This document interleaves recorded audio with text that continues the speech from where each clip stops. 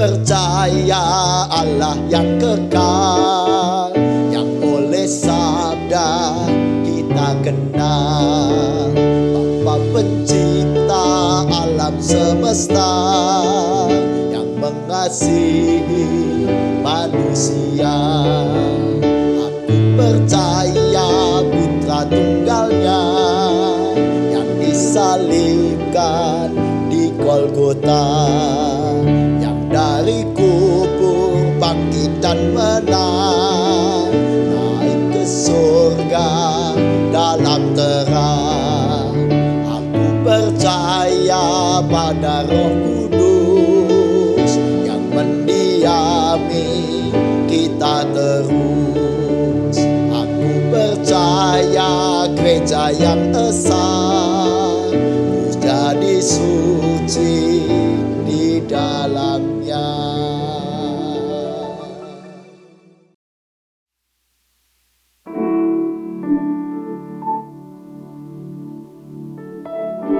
Shalom saudara terkasih, puji syukur kita bisa berjumpa di ibadah Innovative Generation pada hari ini.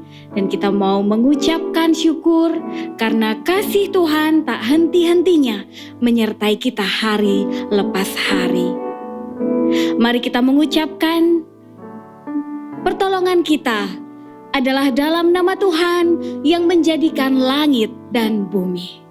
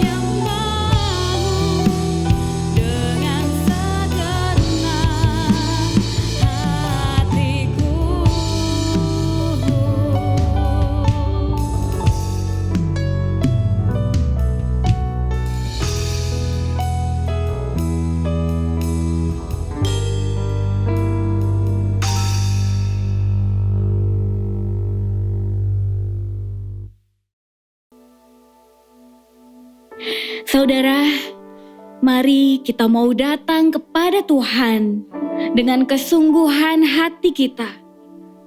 Kita mau mengakui segala dosa, segala kesalahan. Mari kita mau memohon pengampunan yang dari Tuhan.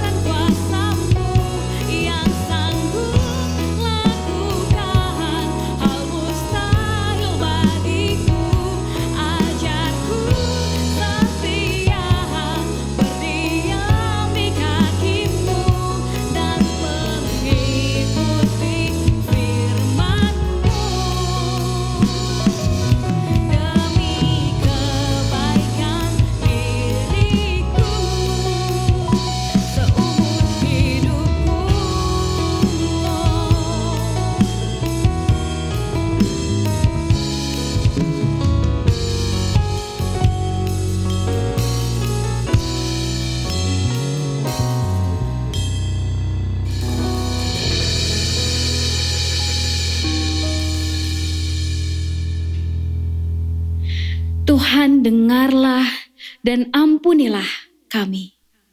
Amin.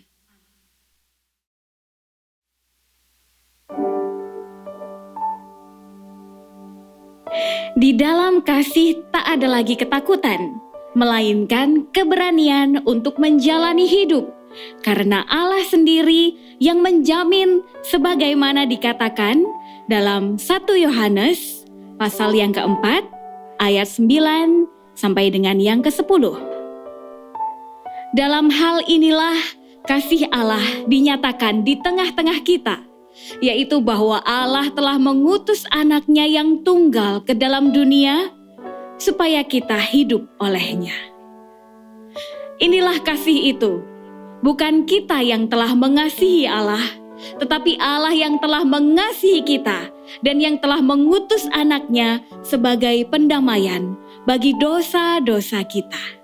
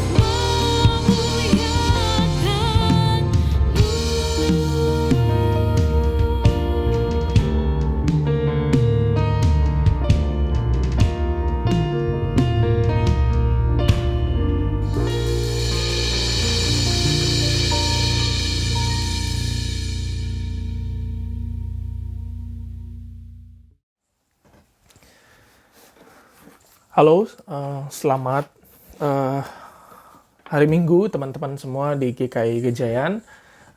Thank you untuk kesempatannya aku bisa sharing firman Tuhan lagi kepada kita semua di sini. Aku Abel, sekali lagi mungkin yang belum tahu, aku dari Surabaya. Aku sekarang mengambil studi master di bidang teologi di Boston University, Amerika Serikat. Nah, sebelum itu mari kita berdoa terlebih dahulu. Terima kasih Tuhan untuk kesempatan kami boleh datang bersama-sama dengan seluruh umat menghadap Tuhan dan juga belajar firman Tuhan dan melihat bagaimana Engkau mengasihi dunia ini melalui kisah yang dipaparkan oleh kitab suci yang kami pegang. Kami bersyukur untuk kesempatan ini dan biarlah Tuhan setiap momen ini, dari setiap pembelajaran, dari setiap ibadah bersama kami, dari setiap ibadah dengan rekan-rekan kami semakin mengenal dan mengasihi Tuhan. Inilah doa kami Tuhan, pemberitaan firman Tuhan ini kami serahkan ke dalam nama Yesus Kristus. Kami berdoa. Amin. Oke, pertanyaan yang terbersit di benakku akhir-akhir ini adalah apa jadinya kalau misalnya banyak orang ngomong sesuatu yang buruk tentang kita dan kita nggak bisa handle. Apa jadinya kalau terlalu banyak komentar dari orang lain di sekitar kita, keluarga dekat misalnya, atau teman, atau bahkan netizen gitu ya. Tapi kita nggak bisa handle, kita nggak bisa navigate diri kita di tengah-tengah kemelut komentar atau suara-suara buruk tentang kita. Atau mungkin di balik itu suara-suara baik sebenarnya. Tapi suara-suara baik yang kita nggak bisa terima gitu, karena kita nggak sesuai dengan kita. Hari ini, tema khotbah hari ini itu akan seputar bagaimana kita bisa hidup otentik di tengah dunia yang toksik. Aku pengen di khotbah ini, lewat khotbah ini, setiap pemahaman, setiap hal yang kita renungkan, itu akan menolong kita untuk bersikap dengan tepat sebagai anak Tuhan di tengah-tengah gempuran komentar orang di sekitar kita. Nah, aku akan paparkan juga satu solusi yang tampaknya menjanjikan, padahal sebenarnya gagal. Dan di akhir aku akan kasih tahu satu solusi yang lebih tepat dan efektif. Ujungnya, lagi-lagi, supaya kita ngerti bagaimana bersikap di tengah-tengah dunia yang toksik, di tengah-tengah dunia yang penuh sekali ekspektasi terhadap diri kita. Di tengah-tengah dunia yang terlalu bising buat kita yang sedang mencari ketenangan, sedang mencari bahkan arah hidup yang jelas, sedang mencari orientasi hidup yang tepat. Teman-teman, ini konteks dulu ya. Kita sepakat nggak kalau kita hidup selalu dalam bayang-bayang omongan orang? Misalnya, komentar netizen itu kan paling sering tuh ya, yang tahun lalu kalau nggak salah Indonesia dinobatkan sebagai pengguna internet paling pedas kalau nggak salah karena komentarnya. Aku tuh suka baca berita, tapi aku karena kadang-kadang Instagram, aku follow Volkatif. Suka baca Volkatif, ada juga berita-berita via apps atau New York Times yang aku kadang-kadang baca di laptop. Tapi kalau di Instagram aku follow Volkatif. Alasannya adalah Volkatif itu hanya upload topik tapi tidak upload tesis. Perspektifku. Kenapa? Karena kalau sebuah berita punya tesis yang jelas, itu selalu ada penjelasannya yang jelas, bukti-buktinya, wawancaranya siapa. Nah, kalau Volkatif itu tidak gitu. Nah, karena tidak, setidaknya aku tahu sebuah isu, tapi aku tidak makan tesis yang disuguhkan Volkatif. Aku punya kesadaran itu. Nah, daripada aku baca beberapa berita yang makin kesini beritanya itu makin pendek, tidak jelas bukti-buktinya apa, asal nunjukin tesis aja. Nah, Volkatif itu satu kali aku tiba-tiba pas buka IG terus Volkatif terus ada tulisan. Ini beberapa hari lalu nih lagi update. Luhut .2. Harga tiket masuk Candi Borobudur 750K. Yang 750.000. Sekali lagi ini tentang 750.000 terus tentang Borobudur gitu kan. Nah, sekali lagi karena aku menganggap Volkatif adalah tempat yang membuka mataku tentang sebuah isu, bukan sebuah tesis, aku nggak percaya dulu, nggak ambil dulu gitu ya. Dinaikinnya karena apa, beneran harganya 750.000 atau enggak gitu. Atau beneran itu Luhut cuman ngomong atau memang karena ditugasin gitu kan, karena lagi rame juga semuanya yang ngerjain Luhut. Nah tapi aku tuh selalu langsung, pada hari itu aku langsung lihat komentar. Dan ngakak-ngakak gitu, lucu-lucu. Nah ini kemarin aku buka lagi komentarnya untuk tunjukin beberapa ke kalian. Misalnya, ini kan ngomong Luhut harga tiket Candi Borobudur 750.000 ya. Komentarnya itu gini, Disneyland kali gitu. Jadi ngejek karena kok mahal banget kayak Disneyland. Terus ada juga komentar gini, loh kalau rayain Waisak gimana tuh? Nah ini nih. Jadi ini salah satu bukti orang ngambil langsung Volkatif langsung berasumsi segala macam tanpa nyari dulu di berita yang lebih detail gitu. Padahal kan ya kalau karena itu adalah tempat ibadah sudah dibilang bahwa ya bisa aja dipakai, nggak harus bayar gitu. Kalau memang konteksnya kan ibadah. Nah terus ada lagi, lah ngatur gitu. Jadi komentar kayak gitu. Dan komentar yang paling sering yang bisa sangat mungkin ditebak adalah Lord lagi itu ada komentar kayak gitu. Nah yang terakhir komentarnya ini lucu, mending lihat YouTube aja kalau gitu. Gimana ya, wisata tapi karena nggak mau bayar wisatanya ya udah lihat YouTube aja gitu. Itu sama seperti mau renang tapi karena di Raja Ampat terlalu mahal kita lihat YouTube aja, akhirnya experience renangnya itu nggak dapat.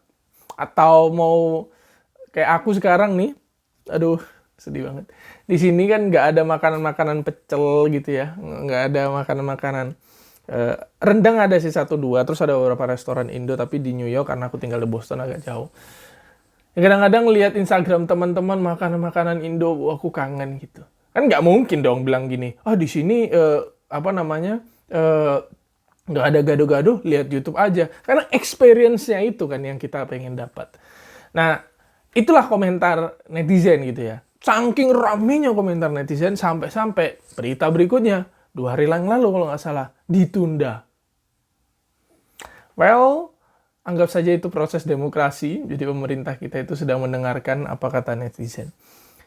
Tapi udah berapa kali nih kejadian di mana pemerintah ngomong apa, langsung reaksi masyarakat tinggi besar untuk menolak, sehingga sosialisasi perlu dilakukan dulu pelan-pelan akhirnya. Ujung-ujungnya kan bukan ditolak, banyak-banyak peraturan kan bukan akhirnya pemerintah membatalkan, menghilangkan peraturan, tapi ditunda dulu, tapi disosialisasikan dulu. Karena netizen ngomongnya kencang gitu komentar. Berita berikutnya, misalnya Volkatif juga ada yang tahu ini nggak, mobil wuling. Nah itu digambarin tuh di situ mobil wuling. Tulisannya di Volkatif gini, first look mobil listrik pertama wuling gitu ya. Komentarnya adalah kalau habis bisa cas pakai Vivan. Tahu Vivan nggak ya? Tahu Vivan itu ya HP yang lama sekali, udah jadul. Terus ada komentar juga, info Argentina juara finalissima. Lah, apa hubungannya sama ini publikasi mobil listrik soal wuling? Terus ada juga ini komentar, karena mobil wuling kan kecil, nanti mungkin bisa ditampilkan panitia tim, ukuran mobil wuling kan kecil. Terus komentarnya gini, jomblo friendly dude, sebelahnya buat naruh tas. Ya memang sih.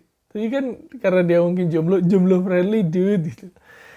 Too much ya. Kadang-kadang too much komentar di sekitar kita yang bising sekali, tanpa arah, tanpa tujuan, sehingga gak jelas gitu. Ini mau ditanggapin seperti apa. Gak usah deh netizen gitu ya. Di sekitar kita. Ini short analisis ya. Indonesia itu, hidup di Indonesia itu ambigu sekali. Kenapa? Karena ada dua hal yang dominan yang membuat kita ambigu. Satu sisi Indonesia itu negara demokrasi. Yang kedua, Indonesia itu negara yang budaya malunya kuat. Jadi shame-based culture. Ada negara yang fear-based culture. Itu analisis tiga dimensi budaya ya. Shame-based culture, fear-based culture. Ada satu lagi ya. Satu lagi lupa. Jadi Indonesia itu shame-based culture. Jadi semua itu didasarkan pada budaya malu.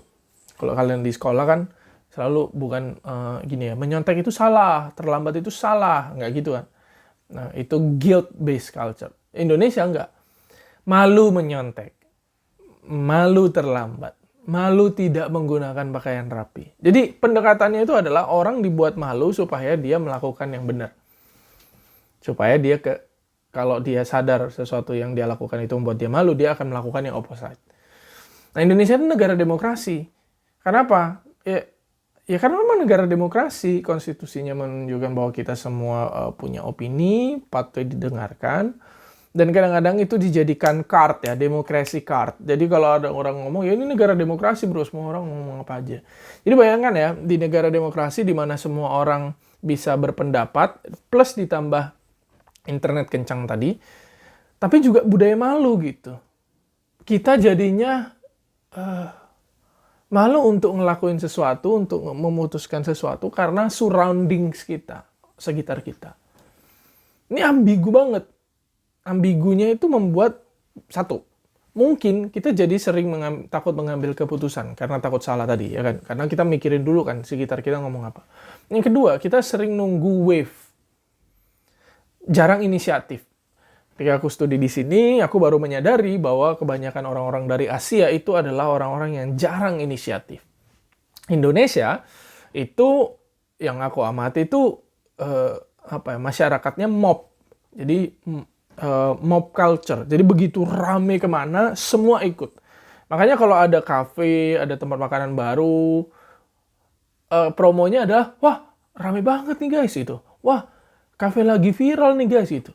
Jadi promosi pertamanya adalah kafe enak nih, atau misalnya kafe yang unik makanannya nih. Enggak, paling sering adalah lagi viral nih guys. Kenapa? Karena marketer tahu, advertiser tahu bahwa masyarakat Indonesia itu suka following the mob atau following the wave. Wave-nya kemana? Kita ke sana. Jadi nggak peduli dulu kafe itu atau outlet makanan itu enak atau enggak. Yang penting kita tahu dulu bahwa itu rame, maka interest kita akan ke sana karena itu rame. Itu kita jadinya jarang inisiatif karena kita nunggu wave, nunggu kemana gelombang berjalan baru kita ikut. Nah, yang ketiga, hidup dengan ambiguitas kayak gitu antara negara demokrasi dan juga negara dengan budaya malu adalah kita jarang bertanya. Kita tuh jarang bertanya. Ya, sekali lagi ya, balik lagi ya. Malu bertanya sesat di jalan. Tapi tetap aja itu tidak membuat motivasi anak itu untuk bertanya. Kita malu bertanya. Kenapa? Karena kalau nanya kelihatan bodoh. Bukan ini ya, kalau aku nanya berarti aku bodoh. Bukan. Kalau aku nanya, aku akan kelihatan bodoh. That's why banyak orang itu nggak suka nanya. Ketika berdua dengan guru, baru nanya. Gitu. Nah, pas aku di sini juga membandingkan, orang di sini semua nanya. Inisiatif nanyanya itu sangat-sangat tinggi. Padahal kadang-kadang pertanyaannya juga kosong juga, nggak ada isinya. Orang-orang dari Asia sangat-sangat substansial ketika bertanya.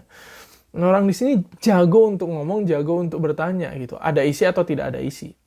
Aku nggak bilang semua nggak ada isinya, ya nggak. Tapi ada isi atau nggak ada isi, mereka jago untuk bertanya. Gak peduli orang ngelihat mereka bodoh apa enggak. Nah yang keempat, hidup dengan ambiguitas kayak gitu, itu membuat kita tidak bisa mengenal diri. Tidak benar-benar mengenal diri. Kita merasa diri buruk terus, takut sombong, merasa diri rendah, kurang ketika bandingkan sama orang, aku enggak ini. Ditambah lagi dibubuhi dengan pandangan bahwa ya jangan sombong gitu ya. Jadi ketika kita present diri kita itu tidak menunjukkan kemampuan kita yang sesungguhnya gitu. Kita tidak menunjukkan apa yang ada dalam kita yang sesungguhnya. Kita selalu menganggap diri kita buruk. Padahal Luther Smith, seorang teolog, berkata, rendah hati yang sesungguhnya adalah kejujuran dalam menilai diri. Jadi kalau kita mau benar-benar rendah hati, itu bukan dengan nunjukin jelek-jeleknya kita atau tidak mau present diri kita ke orang, tapi justru kejujuran di dalam menilai diri. Nah, ada solusi yang ditawarkan oleh orang di dalam menanggapi komentar orang atau netizen ini. Ada istilah yang ramai sekali, yaitu apa? Otentik. Otentik aja bro, gak usah lah mikirin omongan orang. Lu ya lu, gua itu ya gini, itu kan otentik. Nah pertanyaan adalah, arti otentik yang ada di masyarakat kita atau yang di internet, itu adalah nunjukin jelek-jeleknya. Atau somehow tampil beda. Itu otentik. Gue memang gini, gue tampil beda. Jadi kata otentik itu sudah direduksi sedemikian rupa menjadi sekadar nunjukin jeleknya diri. Atau ya sudah begini saja atau tidak mau berubah. Jadi itu semacam cover untuk orang tidak mau berubah. Dan jangan-jangan kita itu ngikutin tren yang nunjukkan tampil bedanya kita. Kita nunjukin tren bahwa kita itu otentik bukan karena kita benar-benar mengenal diri kita, tapi kita bilang diri kita otentik karena kita suka menjadi berbeda. Nah teman-teman, kalau teman-teman mengusung solusi otentik sebagai masalah adanya komentar yang toksik dari keluarga, dari lingkungan sekitar, teman, netizen, hati-hati, koreksi dulu apa ketika kita mengatakan diri kita otentik. Jangan-jangan tersembunyi di dalam situ adalah memang keinginan untuk tampil beda aja, bukan sebuah proses pengenalan diri. Maka hargai orang-orang yang mengatakan, iya aku harus belajar otentik nih, karena dia lagi belajar mengenal diri, dibandingkan dengan orang-orang yang ini otentik, tapi sebenarnya bukan lagi proses mengenal diri, proses nunjukin aja bahwa kita beda. Nah Lukas, akhirnya baca Alkitab ya, Lukas pasal 12. Lukas pasal 12 ayat 2 dan 3 itu bilang begini. Tidak ada sesuatu pun yang tertutup yang tidak akan dibuka, dan tidak ada sesuatu pun yang tersembunyi yang tidak akan diketahui. Karena itu apa yang kamu katakan dalam gelap akan kedengaran dalam terang, dan apa yang kamu bisikan ke telinga di dalam kamar akan diberitakan dari atap rumah. Teman-teman, ayat ini punya dua pesan ya. Dari baca ayat ini saya punya dua pesan. Buat teman-teman yang tidak belajar mengenal diri, tidak belajar tahu kemampuan diri kita apa, karakter kita yang sesungguhnya seperti apa, dan masih following the wave, following orang ngomong apa, percayalah suatu saat itu akan terbuka diri kita yang sesungguhnya, lebih atau kurangnya kita. Sampai-sampai kita nanti kaget, orang komentar, kamu ternyata jago begini ya, kamu ternyata orangnya gini ya, sebuah pujian dari orang gitu, terus kita baru sadar, saya gitu ya gitu. Kenapa? Karena ujung-ujungnya semua akan tersingkap, semua akan terbuka, nggak ada yang tersembunyi. Tapi buat teman-teman yang terus bilang bahwa saya harus otentik, tapi sebenarnya adalah keinginan untuk tampil beda, ujung-ujungnya juga akan terbuka. ujungnya akan terbuka bahwa itu adalah karakter kita yang sesungguhnya, atau sebenarnya sebuah intensi tampil beda aja, ngikutin tren untuk jadi unik. Hati-hati. 2 Korintus pasal yang pertama. 2 Korintus pasal yang pertama, ayat 12 berkata begini. Ini surat Paulus ketika banyak orang komentar tentang dia. Jadi konteksnya mirip sekali dengan kita. 2 Korintus pasal yang pertama, 12. Inilah yang kami megahkan, yaitu bahwa suara hati kami memberi kesaksian kepada kami bahwa kami hidup di dalam dunia ini, khususnya dalam hubungan kami dengan kamu, dikuasai oleh ketulusan dan kemurnian dari Allah, bukan oleh hikmat duniawi, tetapi oleh kekuatan kasih karunia Allah. Buat Paulus, apa yang bisa Paulus banggakan di tengah-tengah komentar buruk orang tentang dia, bukanlah kehebatan Paulus dalam ngomong, bukanlah keunikan Paulus di tengah yang lain, bukanlah jagonya Paulus melawan para filsuf-filsuf yang berkomentar buruk menjatuhkan namanya itu, bukan. Tetapi inilah yang Paulus megahkan, yaitu bahwa hidup kami di dunia ini khususnya di dalam hubungan kami dengan kamu. Jadi Paulus nunjukin hubunganku dengan kamu dikuasai oleh ketulusan dan kemurnian dari Allah. Jadi ketika Paulus berelasi dengan orang di sekitarnya, dimotivasi oleh kemurnian dan ketulusan di dalam Paulus mengasihi mereka. Dan Paulus itu beberapa kali bilang, kamu lihat aja sendiri ketika aku hidup di tengah-tengah kamu. Kamu lihat aja sendiri ketika kita makan bareng. Kamu lihat aja sendiri ketika misalnya aku sharing bagian firman Tuhan, kamu di sebelah saya ngobrol-ngobrol, dan juga setelah ngobrolin firman Tuhan itu, kita pulang sama-sama, jalan sama-sama, hidup sama-sama. Kamu lihat keseharian saya, kamu bisa datang ke rumah saya kan? Kamu lihat bagaimana saya tulus mengasihi orang-orang sekitar saya, termasuk mengasihi kamu. Nah, itulah yang bisa Paulus banggakan untuk menjawab komentar orang-orang yang menjatuhkan dia. It's not something bahwa saya beda dengan orang lain. Bahwa saya tidak peduli apa kata mereka, yang penting saya menunjukkan keunikan saya. Inilah saya. No, Paulus itu tidak simply bilang inilah saya secara arbitrer. Ada dasarnya. Dasarnya adalah bahwa di dalam relasi saya dengan kamu, ketulusan saya nampak kan. And that's the true authenticity. Otentik bukan berarti kita itu tidak mempedulikan sama sekali apakah kita bertumbuh atau tidak, apakah kita mengikuti atau melawan omongan orang atau tidak. Bukan, otentik itu berani akuntabel tentang apa yang biasa kita lakukan untuk orang lain. That's authenticity. Jadi ketika orang komentar tentang kita, ketika saudara kita ngomong sesuatu, ketika keluarga jauh kita, ketika teman kita ngomong sesuatu, maka kalau kita mau bilang aku harus otentik, dalam arti kita harus rely pada kebiasaan kita bersikap kepada orang lain. And that's the proofs. Disitulah jejak-jejak siapa kita. Yaitu apa? Tindakan kita kepada orang lain. Teman-teman, kita itu nggak akan bisa otentik kalau kita itu ngejar-ngejar otentisitas. No. Kita nggak akan bisa jadi orang yang unik kalau kita itu ngejar-ngejar keunikan. Oke, just unik in the shallow meaning. Iya, benar. Tapi itu bukan otentik yang sesungguhnya. Christian authenticity is neither about perfection, of course. Maka dari itu tidak selalu kita asal ngikutin omongan orang. Nor about imperfections.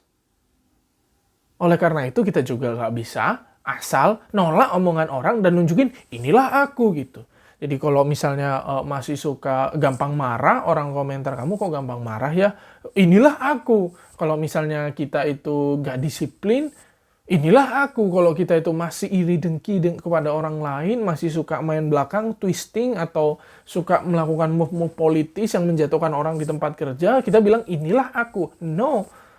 Christian authenticity is neither about perfection, nor juga about imperfection, but it's all about orientation. Orientation kenapa? Karena itu tentang bagaimana kita berusaha menghidupi hidup kita. Ada sebuah perjalanan di dalam hidup kita, dan perjalanan itu kita tampakkan di dalam tindakan kita sehari-hari kepada orang di sekitar kita. Dan perjalanan kita adalah perjalanan, menurut Alkitab, perjalanan menuju kesempurnaan di dalam Kristus, atau it's a journey towards Christ. Again ya, Christian authenticity is neither about perfection nor about imperfection, but it's all about orientation. Maka kalau solusi pertama tadi, authentic in the shallow meaning, itu tidak berhasil karena justru itu tidak menunjukkan siapa kita. Justru kita itu tidak menunjukkan ketulusan dan kemurnian. Maka ada solusi yang kedua. Solusi yang kedua aku sebut dengan istilah yang mirip sekali dengan istilah yang agak ritmik dengan otentik, yaitu mimetik. Apa itu mimetik? Ada 3 penjelasan. Pertama, di dalam dunia film, para sutradara atau orang-orang pengamat film itu tahu bahwa film itu punya aspek mimetis. Apa itu aspek mimetis? Aspek gimana ketika kita menonton film yang akan mempengaruhi kita meniru orang yang di dalam film. Jadi kita akan melihat karakter mana yang mirip-mirip dengan kita. Lalu ketika sudah menemukan, kita akan makin memirip-miripkan diri dengan kita.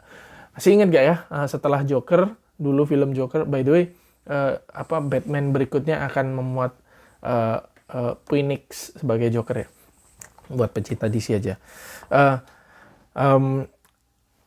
Masih ingat gak zaman dulu ketika orang nonton Joker habis keluar dari bioskop, dia ikut nari-nari gitu, kayak tariannya Joker di kamar mandi.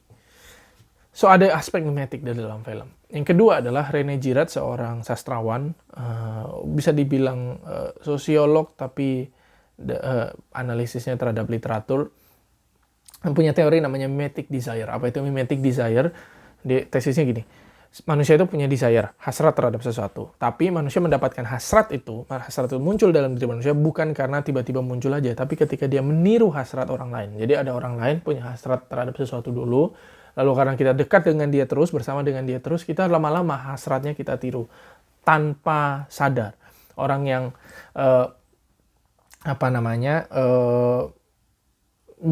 saya misalnya nggak suka memimpin sebuah, misalnya jadi presiden, kata orang berambisi jadi presiden, ngelihat deket terus dengan orang itu, ngelihat bagaimana upayanya, ngelihat strategi yang dia lakukan, ngelihat mimpi-mimpinya, tiba-tiba iya ya jadi presiden enak ya gitu. Jadi desire-nya kita copy. Nah itu namanya mimetic desire.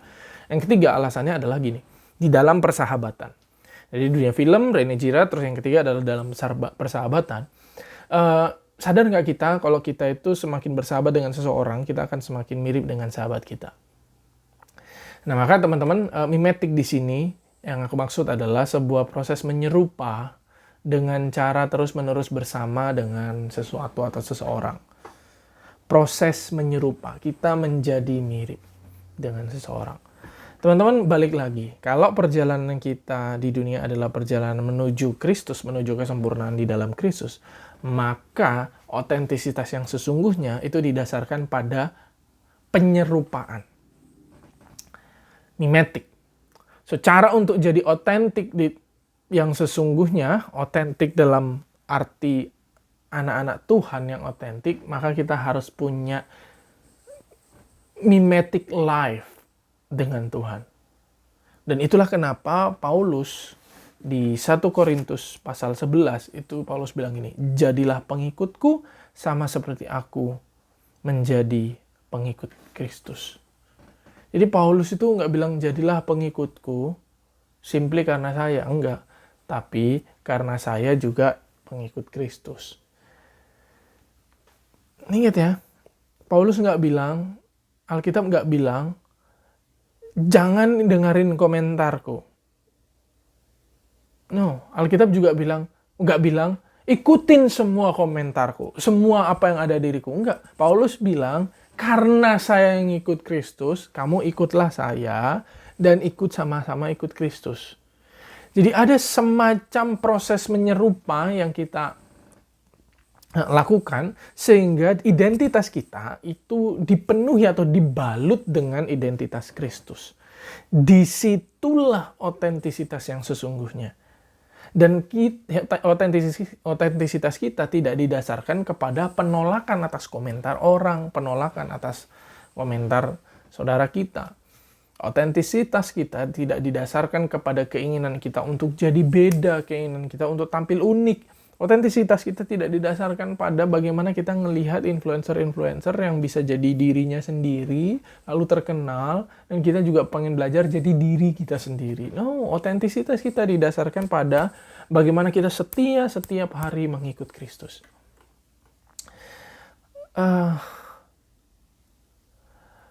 Teman-teman, satu hal yang aku pengen dari kita semua adalah bagaimana kita terus hidup buat orang lain.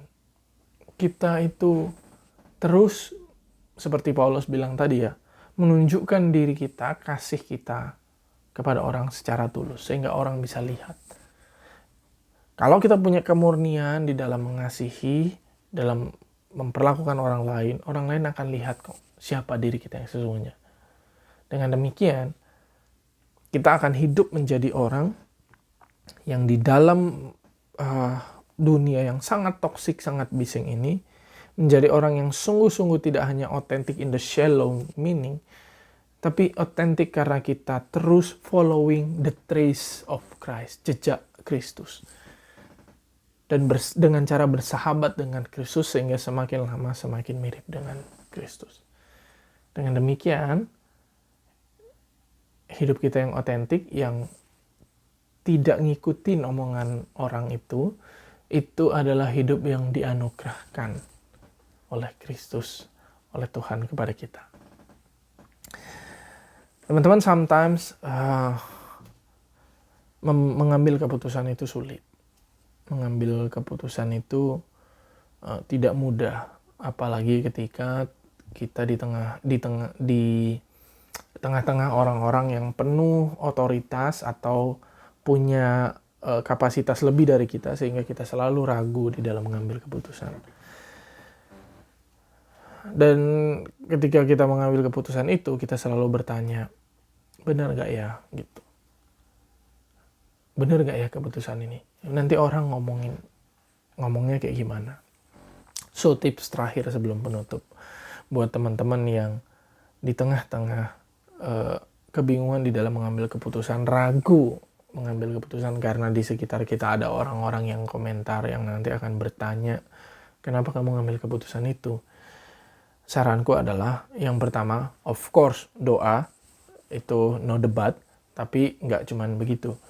Tapi koreksi lagi, di mana letak kita bisa mengasihi orang dengan murni.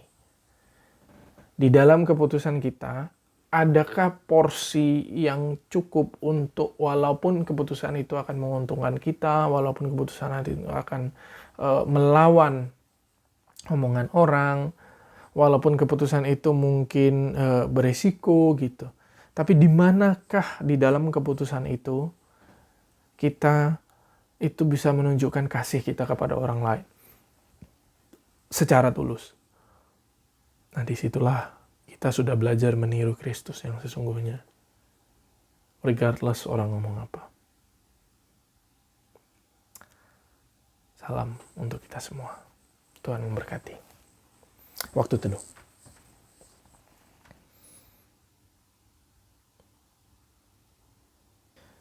Mari kita menutup pemberitaan firman Tuhan ini dengan berdoa.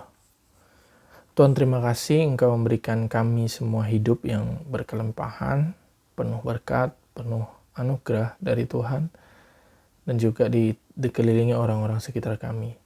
Tapi Tuhan, di tengah-tengah dunia yang bising ini, di tengah-tengah banyak orang yang mencurahkan pikiran mereka tentang kami, seakan-akan kami bingung, seakan-akan kami jadi disoriented, seakan kami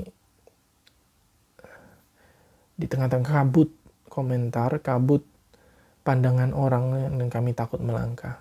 Tuhan, kami mau belajar untuk percaya diri di dalam Tuhan. Bukan percaya diri dalam diri kami sendiri, tapi percaya diri karena kami belajar terus mengenal Tuhan. Terima kasih Tuhan, terima kasih, kami mohon Engkau terus menolong kami di dalam proses pembelajaran kami, dan makin menolong kami dalam proses mimetik, penyerupaan dengan Kristus, sehingga kami bisa menjadi otentik. Kami mau belajar Tuhan, untuk hidup berdasarkan apa yang Tuhan mau, bukan berdasarkan apa yang orang mau, dan berdasarkan apa yang kami mau. Dengan inilah kami bisa merespon dengan ketulusan di tengah-tengah ekspektasi orang. Terima kasih Tuhan, terima kasih, inilah doa kami. Sertai kami di dalam perjalanan pembelajaran hidup kami. Demi nama anak-Mu Yesus Kristus kami berdoa. Amin. Mari Bapak Ibu Saudara yang terkasih, kita bersama-sama berdoa untuk doa persembahan yang telah kita kumpulkan dan doa syafaat. Mari kita berdoa. Puji, syukur, dan terima kasih Tuhan, kami haturkan kehadapan-Mu pada hari ini Tuhan, di mana Tuhan telah memberi kesempatan kepada kami untuk mengumpulkan persembahan. Ya Bapa, mohon pertolongan-Mu, sucikan dan kuduskan persembahan ini kiranya layak untuk pekerjaan Tuhan di tempat ini. Kami juga mau berdoa syafaat ya Tuhan, untuk gereja kami, untuk bangsa dan negara kami. Bapa yang penuh kasih, Bapa yang maha kuasa, kami mohon pertolongan Tuhan untuk bangsa dan negara kami ya Tuhan. Tolonglah supaya negara ini aman dan damai dari Sabang sampai Merauke. Kami mohon perlindungan Tuhan, tidak ada huru-hara apapun. Begitu juga ya Tuhan, kami berdoa untuk gereja-Mu. Kami mohon pertolongan-Mu Tuhan, supaya kami anak-anak-Mu, jemaat-Mu bisa menjadi saksi Tuhan di dunia ini dan hidup mempermuliakan Tuhan. Terima kasih ya Bapa. Kami juga berdoa ya Tuhan untuk anak-anak muda, anak-anak-Mu ya Tuhan yang saat ini membutuhkan pekerjaan. Tolonglah ya Tuhan supaya mereka bisa mendapatkan pekerjaan yang sesuai dengan kepandaiannya. Tolonglah ya Tuhan. Kami juga mau berdoa bagi anak-anak-Mu yang belum mendapatkan pasangan hidup. Tolonglah ya Tuhan supaya mereka mendapatkan yang terbaik, yang seiman di dalam Tuhan. Inilah doa kami Tuhan, di dalam nama Tuhan Yesus, semua ini kami mohon. Haleluya. Amin.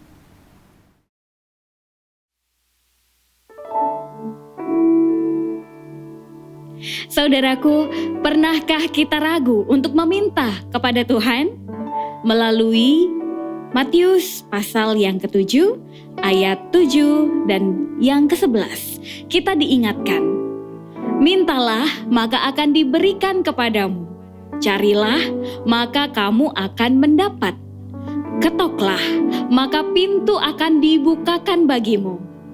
Jadi, jika kamu yang jahat tahu memberi pemberian yang baik kepada anak-anakmu, apalagi Bapamu yang di sorga, Ia akan memberikan yang baik kepada mereka yang meminta kepadanya.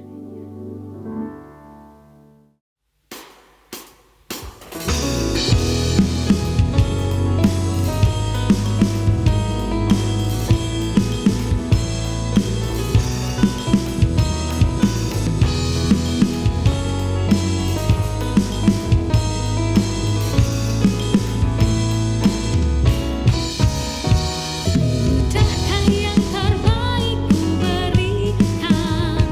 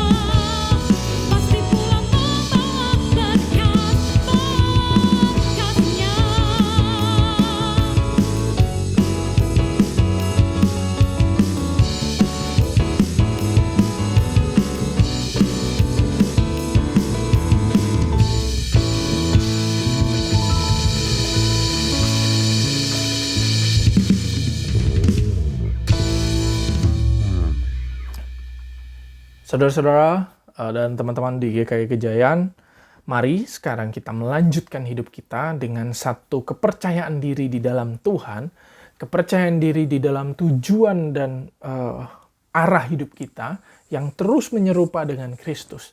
Dan di dalam kasih karunia dan penyertaan Roh Kudus di dalam hidup kita, kita akan semakin berbuah, semakin otentik.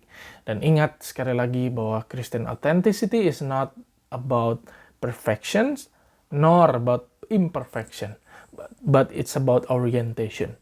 Karena itu, tetaplah teguh di dalam orientasi hidupmu, tetaplah teguh di dalam kemana kamu melangkah, di mana Kristus ada dan kamu menuju kepadanya, dan terimalah berkat Tuhan dan penyertaan Tuhan. Tuhan memberkati engkau dan melindungi engkau.